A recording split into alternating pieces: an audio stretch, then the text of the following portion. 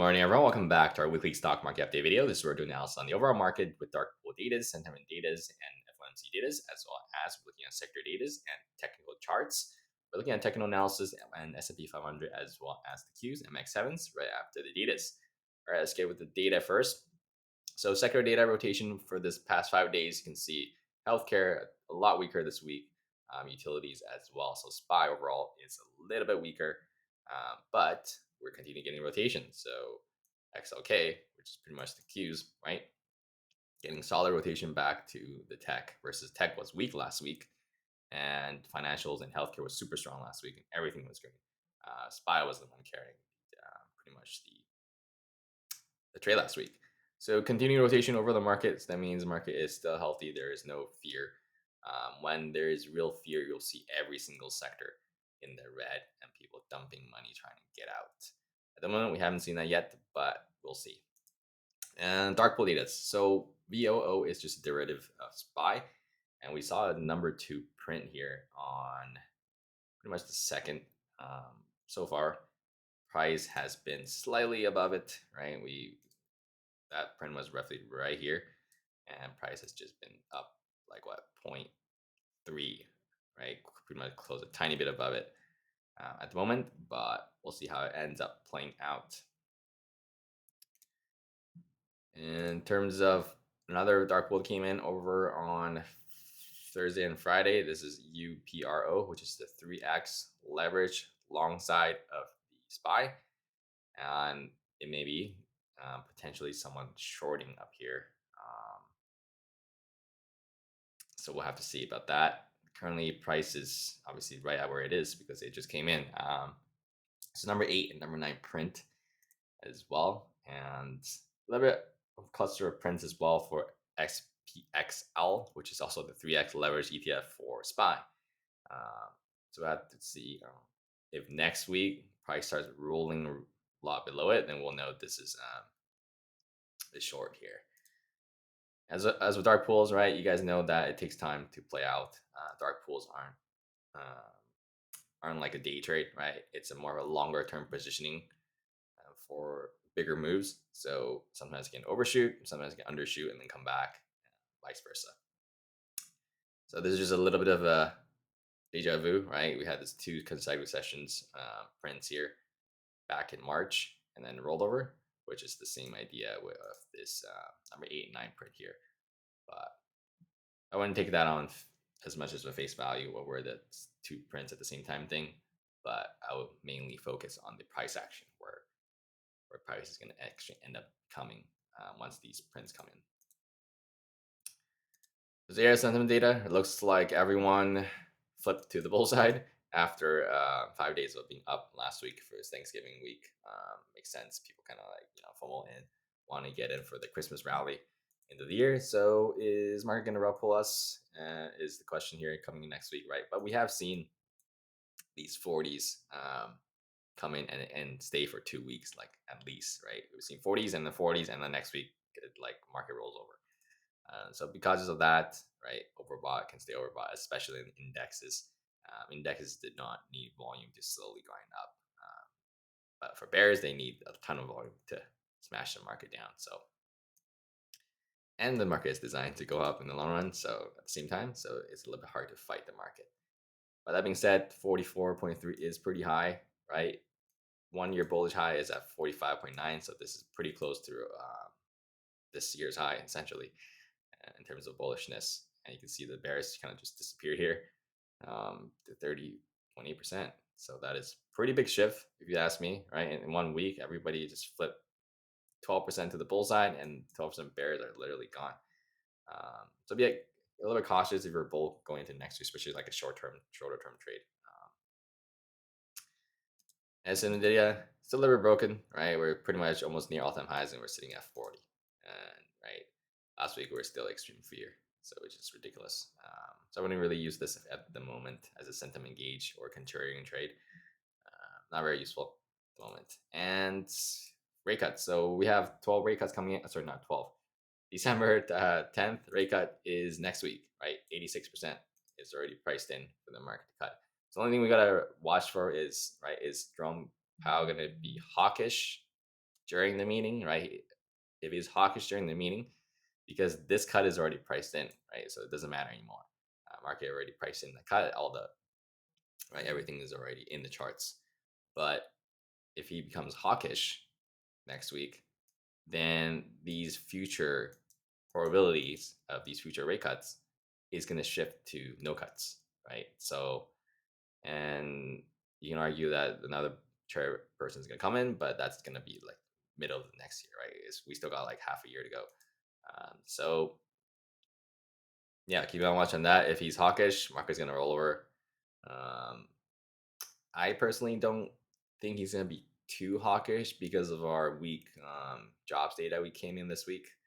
Um, but before that, he may have been going to be hawkish because the economy is still quote unquote kind of strong based on the data we're getting. But the job numbers came in this week, so he might be a little bit less hawkish. But we'll see, right? It's make sure to put it on our calendar. It's at December 10th, which is right here, right? FOMC conference at 2:30 for you guys Eastern times, 11:30 for Western PST times. And that we get a little bit of jolts on Tuesday and initial jobless claims on Thursday. But Wednesday is definitely the big day, so keep on watching that. Right. All right, let's get into the charts and technicals. So longer term picture, there could be a chance where we kind of rally up to this trend line and then kind of reject and then ping pong around here again and then roll over. If that's gonna happen, like where it kind of like right like this, where we happen in we call it last year, right? So before that big rollover. At the moment, no signs of that yet. We are literally near all-time highs. We're pretty much trading right around here at the moment, right? This trend line is not perfect either. I wouldn't trade off of it. Just a visual guide for longer term, right? Rejection right there. With the low of the bounce, right? This is pretty much where the bounce started, right? So first rejection, another one here. Why is it doing that? Another one here. And these two aren't really perfect, aren't right? We overshoot it by a day or two here, a little bit as well, a tiny bit.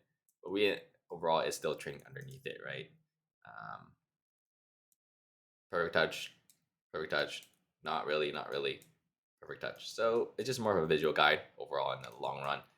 Um, if we do end up coming, if we do break all time high, there is no resistance, so that's the only visual guide over resistance that we have, right? Because there's no volume above us for real resistance at the moment. Yeah, so we'll see how if market decides to rug pull all the bulls that flipped to the bulls this week from that sentiment,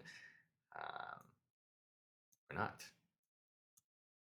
But at the moment, we are still right. It's literally just been in range, so haven't really resolved this range at the moment yet.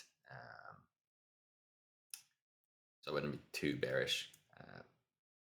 This was where bearish should have confirmed that break, right? When they broke these lows. But then we got no follow through because this low is literally the high of the next structure, which it held defense by the bulls. Yeah, so no signs of that red flag. The first red flag you want to watch for is we break below this this entire 1 week of consolidation right here, right? If we start cracking below that and then bounce, and then this whole little structure here were created for the week, and then resistance, and then reject from there. That would be the first red flag we would have to look for. But at the moment, no signs of that yet. But that could shape up literally in like 2 days, right? One drop, bounce, weak bounce, and then the third day, right, rejects 30. So keep on watching that. Just especially FOMC coming in on Wednesday. But this structure is built right above, right, this structure. The highs of here, right? Prior resistance, prior resistance, prior resistance. Reject, reject, reject. Broke out. Now we're trading above it. And you can see all these volume coming in as well, right? This is where pretty much bears need to crack down below this 673 to 672 zone for any kind of significant downsides. We just come back, bounce, and this no big deal. It could just be a weekly high or low, right? It's like if we come back down, bounce, it could just be a nice weekly bull flag. So no signs of that red flags at the moment. But if we start retracing a lot of this move, then this could be a potential tiny range. So right, big move down, big move up, and if we don't break the prior highs, if starting in next week, pretty much at the beginning of next week, we want to see the retrace, or if you're a bear, and then breaking those supports, this could start to shape up like a tiny range. So be cautious of that. But obviously, if we just crack through all-time highs, then I'm going to be looking at this trend line around that area. Yeah, so no, at the moment, bulls are still in charge. All right, let's take a quick look at Bitcoin here. Yeah, last week I said this is still very weak. It could be a weekly bull flag, but we actually might have negated it. Let's measure it to the exact. Yeah, so that big bounce on Tuesday into Wednesday here negated the weekly bear flag here. See, we bounced top of the move, bottom of the move. While we're still here, it bounced over this yellow box. So once it's back of the yellow box, right, we pretty much reached the 50% mark of this entire move, right? This entire drop, we bounced 50% of it already.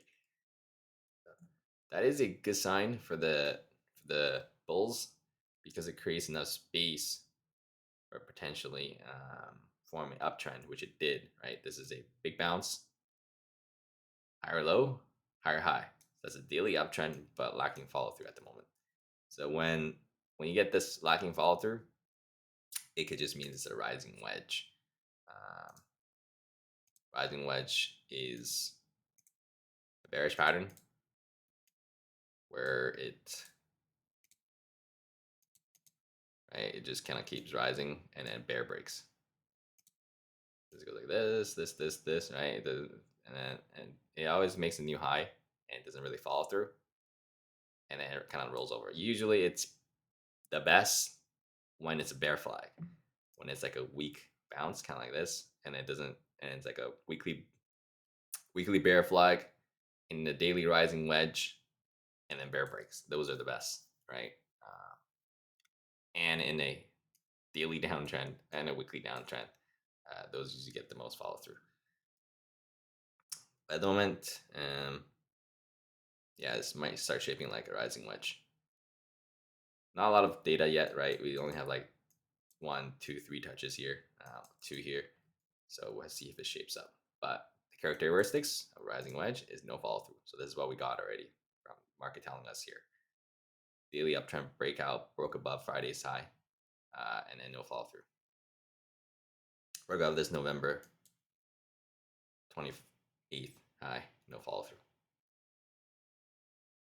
Yeah, and the market was up every day, and then on Friday too, and Thursday, and Bitcoin decides to just dump. So, and this is after this is after a 35% drop, and it still can't keep up with market strength. So that's not a good sign at the moment. Still relative weakness overall. Yeah, we're almost back to the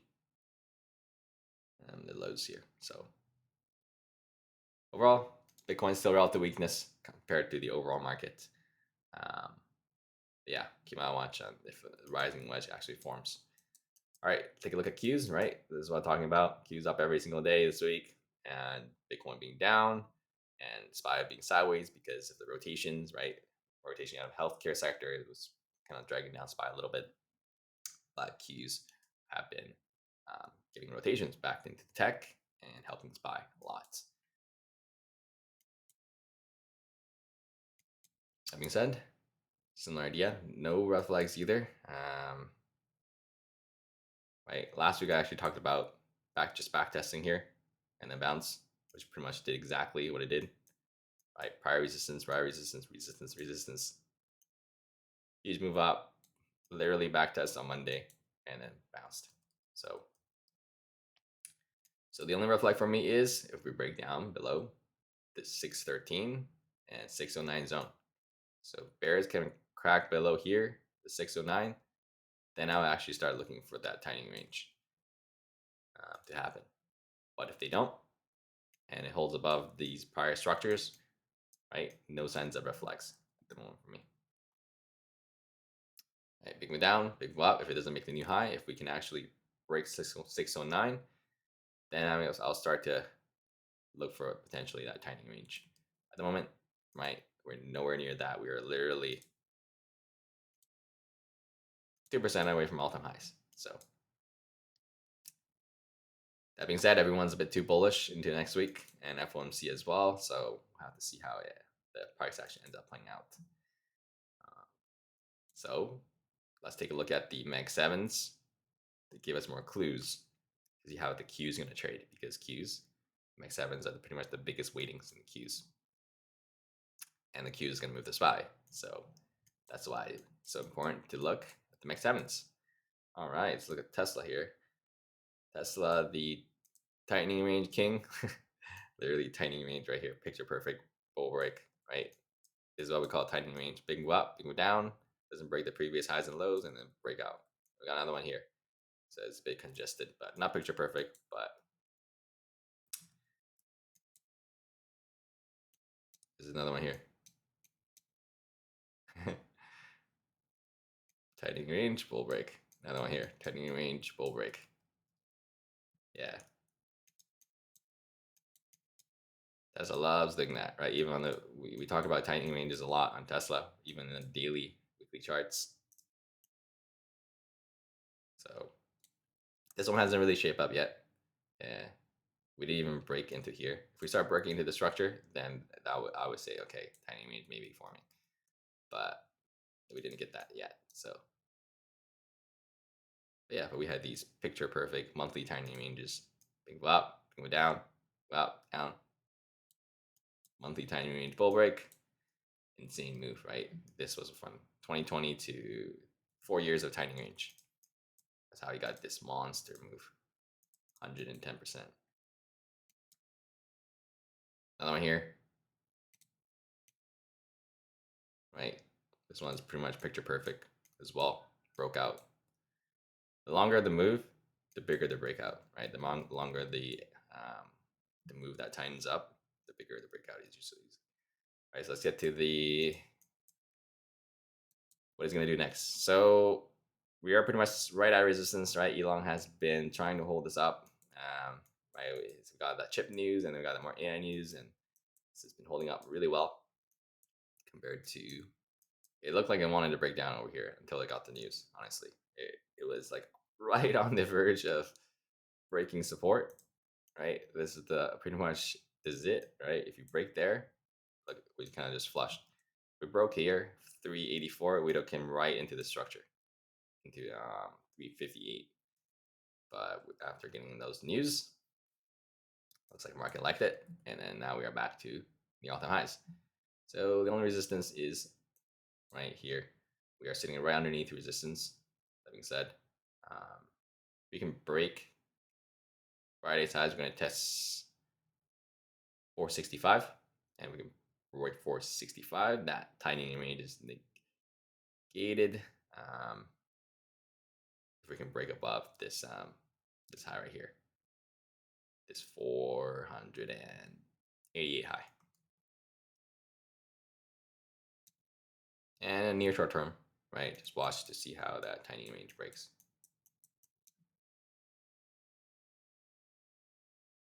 I wouldn't be surprised if we get like a slight pullback starting the beginning of the week. That would be my guess. All right, let's look at Meta. So relative strength, we literally nailed the bottom here together. On this Friday, I said that because of this relative strength we've been having while the market is dropping, Meta was holding really, really well and hit major support. right? Which is literally the point of control of this entire chart here, where all the volume is at, and right, clear support, prior resistance, flip to support, not acting as support. So yeah, we pretty much nailed the bottom there on Meta, and now it's still relative strength to the market. Right. So relative strength becomes relative weakness in major support and resistance zones, and vice versa. If you guys want to learn more about tech analysis, book that 15-minute free call with me, and we can talk more about it and get better at your technical tradings, as well as the psychology behind these patterns is the most important. And make sure to like, share, and subscribe. You guys made it this far and learn anything, and I do these every weekend, as well as commodities update tomorrow. All right, let's continue. So, question is, when will we see potential resistance? I'm looking up closer to here, around the 700 mark. We'll likely see the relative strength here slow down. Right? It doesn't mean it's going to hit here and then that's a game over. Right? We went from relative weakness, hitting major support, flipping into relative strength compared to the market. So right now it is still relative strength compared to the market. Right? You can see Meta up 1.8%, while the Qs was pretty much up like 0.4 on the. See, it was up 0.4 on Friday.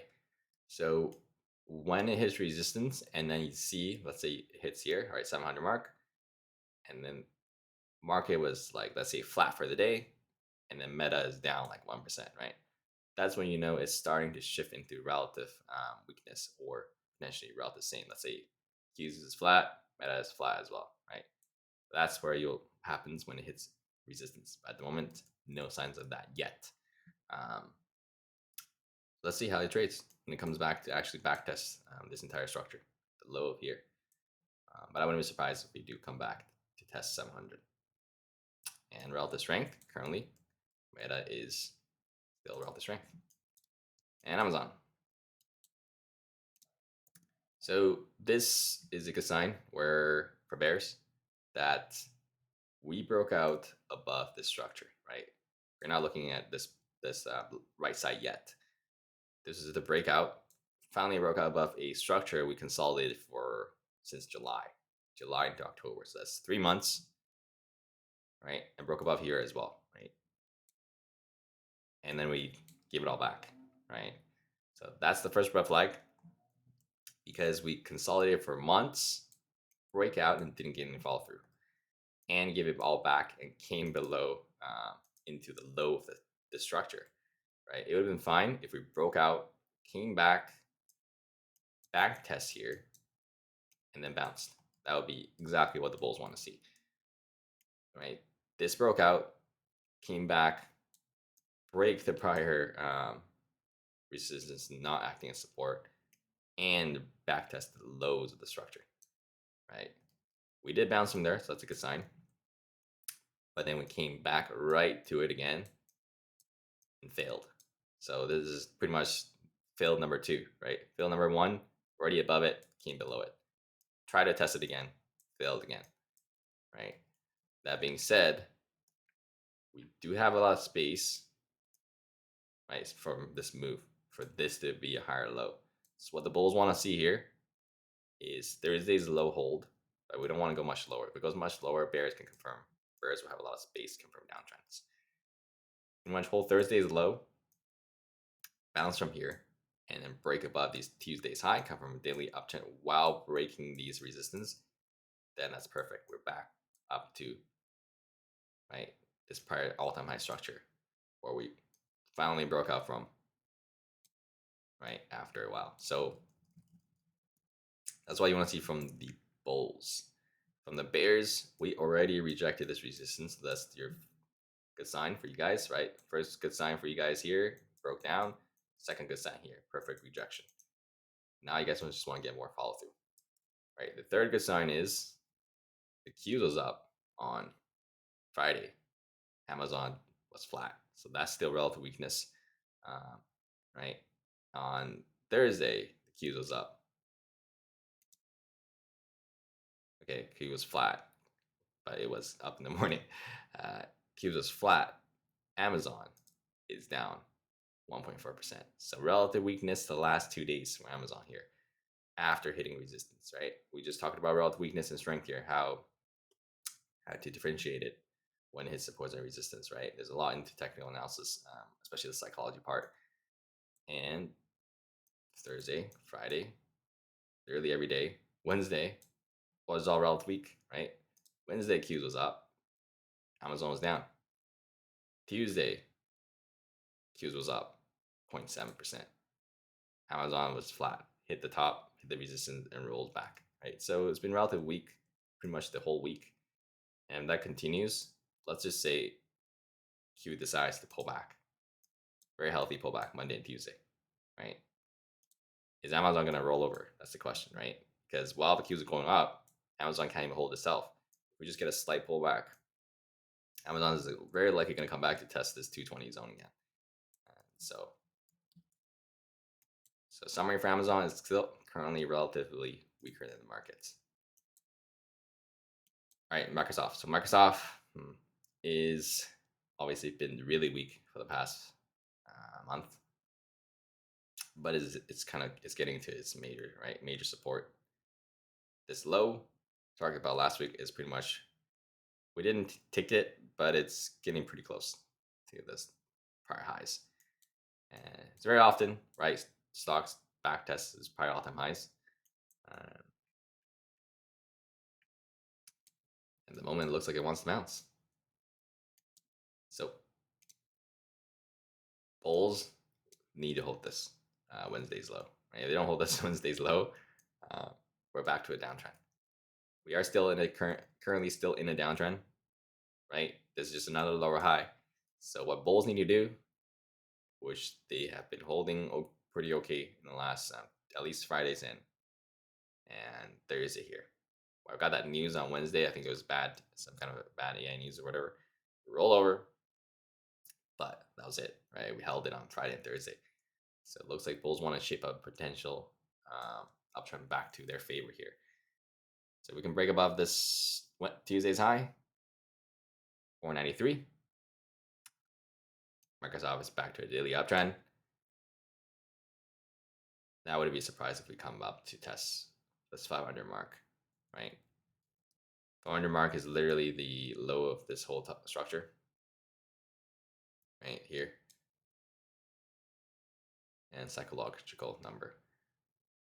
To forget a daily uptrend, 500 is on the table, and then 508. Yeah, roughly here. And that's going to be where all the major resistance is going to be in this entire structure here, 508. It's going to be tough for the bulls to get over that. If bearish shows up right away and then we crack below this low, then this 52-week low is on the table. And then maybe we'll actually come back to tick it. Right? If we break here, and then we come back into this this 551 is where more support is, right? You can see this. We actually built a little bit of support around here, but it coincides with here and here. That's, if we break down below that, that's where I'll be looking for more major support here. All right, cool. Still grinding all-time highs every week. I feel like we're just repeating the same thing for Google. Every time frame in an uptrend, just don't fight it. Right? Daily uptrend, weekly uptrend, monthly uptrend. Anything in an uptrend you can think of is in an uptrend. I know everybody wants to nail the top, but it's honestly really hard to nail tops for strong stocks. If you want to nail the top, go play like a small cap. Right? If you nail the top, those things can tank like 50%. If you nail the top for Google, like how is, okay? Let's say you nail the top here. All right, you nail the top here, 206. See how much percent you got. That's okay. That's not bad. 31%. See if you nail the top here, right? There's a little bit of outlier though. So you nail the top here, 22%, right? Yeah. And let's see if you held through the whole thing, right? So, let's say you come down here and you're like, you know what? This bounces, you're like, okay, this is probably the bottom, and you got out, right? So, it's one thing to nail the top. There's another thing if you held through the whole thing, especially on the bear side. It's tough to hold on the bear side because we get these huge bounces in the market, even in the bear markets, right? Just look at it. Just look at this. Where was that bear? 2022 bear market, right? Say you nailed the top here. So you went in here, big drop, getting this thing, whip up like 5%, right? And same idea. This thing was like 5%, 10%, right? That's how quick these moves are in the bear market, right? This one was probably stopped every short out too. 17% move in 2 weeks straight up, right? This would have stopped probably most bears out, and you would have missed this move and this move. Right? You'd have missed this secondary and third move as well.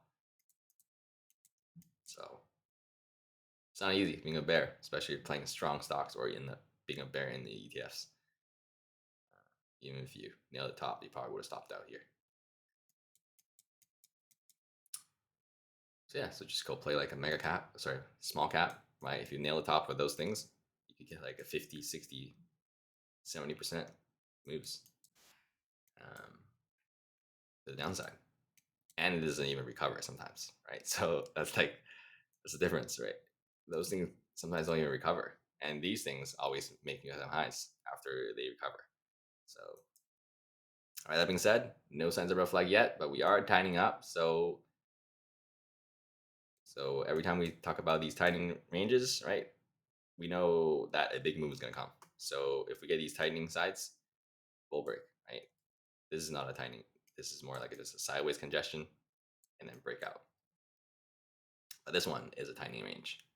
So anytime we get a sideways congestion, and then you'll have to look for a move, right? If it breaks out, we can get a nice solid move. If it breaks down, we're gonna get a nice solid move, right? So we're getting that again.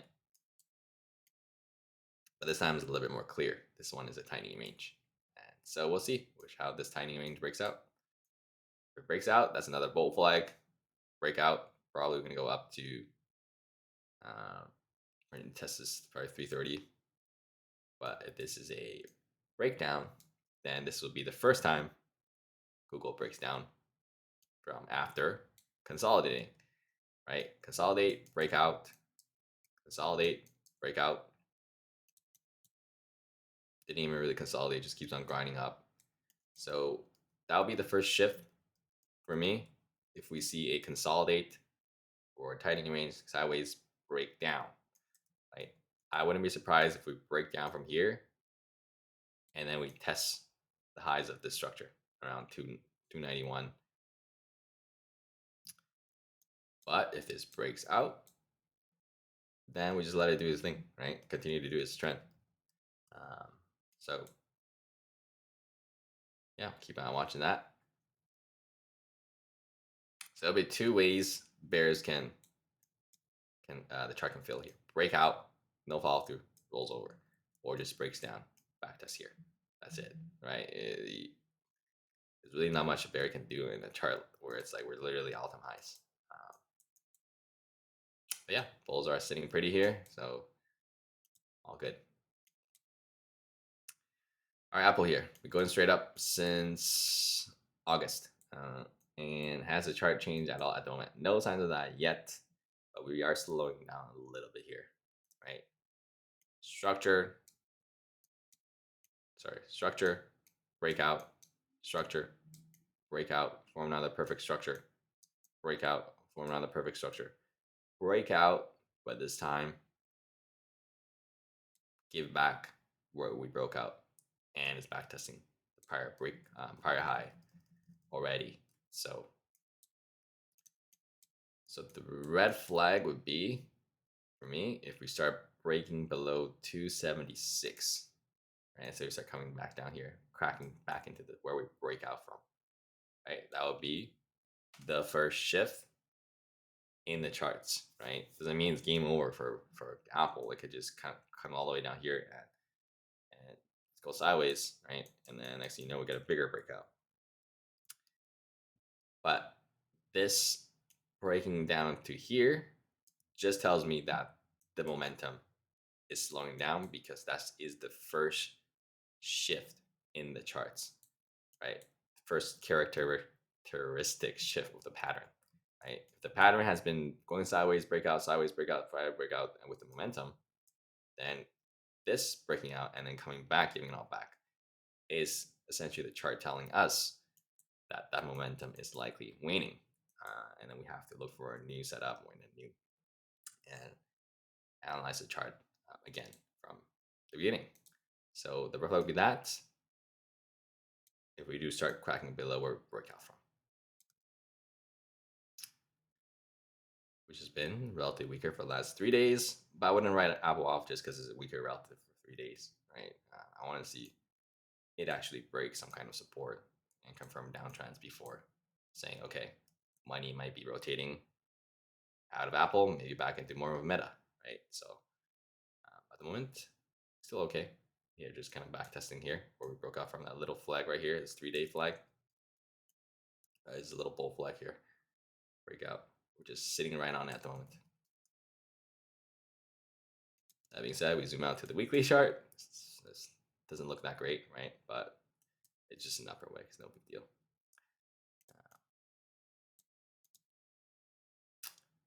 Zoom out to the monthly chart. I wouldn't be surprised if we start pulling back, to be honest. There's a very good chance we're gonna come back to 266. Yeah, because it needs to consolidate on the monthly charts. Right, we talked about these monthly charts together, just many months back on Microsoft. Right, we were looking at this while it was going up, and we said that right when it was going every month straight up here, we said that it's gonna consolidate, and if it pulls back, right, we talked about saying even if it pulls back to a very healthy monthly pullback to this monthly bull flag 0.38, it's gonna give back like 15%. So and yeah, so we didn't FOMO up here, so that's good. So Apple, similar idea now, right? It's if we pull back, if it's a healthy pullback, we could come all the way to 243, or just even just back test here. If it comes, come back all the here, back test prior all-time highs, which pretty much coincides with this bull flag. Next thing you know, we flag up, right, and then we go. So, and just from that healthy pullback, it's another 12%. So 12% on the daily chart would look like roughly to here, which would just be exactly to this low, this little structure low here, and we'll be back testing here exactly these highs. So be a little cautious of that. Apple might be slowing down a bit. All right, so the lagger here, pretty much the weakest of the MX7s in terms of how it's been trading.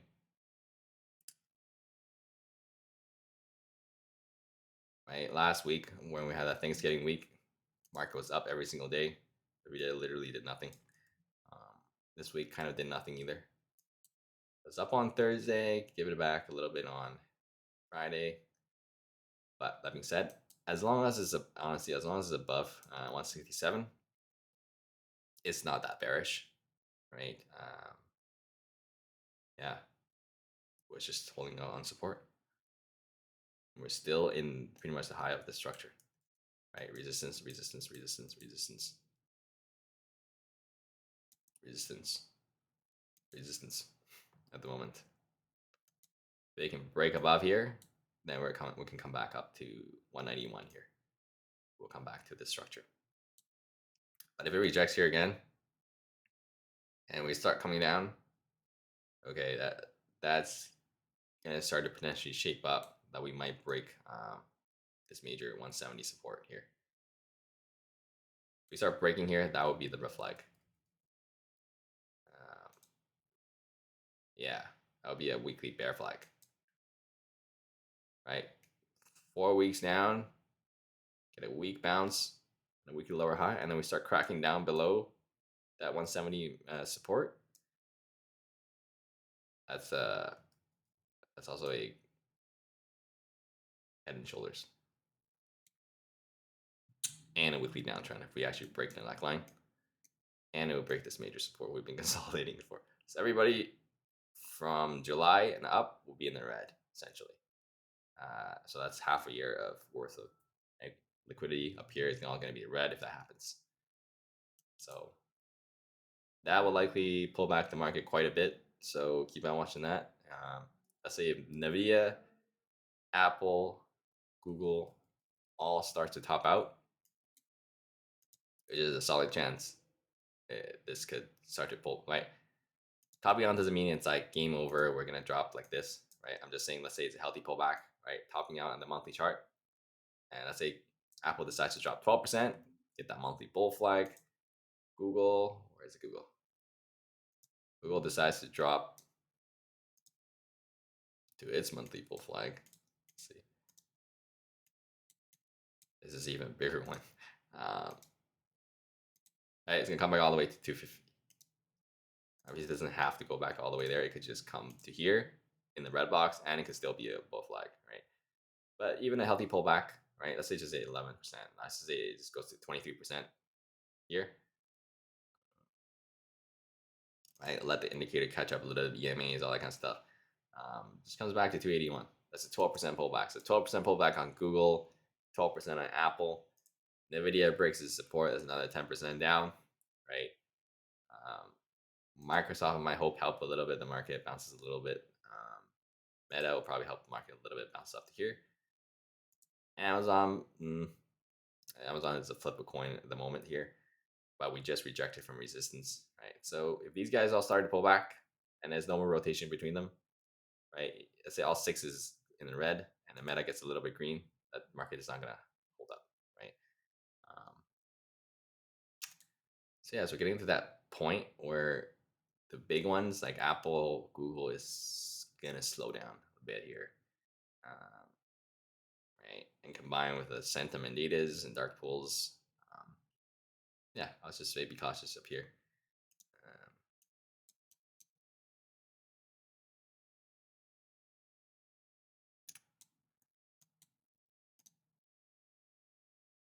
All right, that's all for you guys. Feel free to ask any questions or DM me. If there's any questions, feel free to comment below. And like, share, and subscribe. And see you guys tomorrow for the commodities update video. Have a great rest of you guys' weekend. Take care.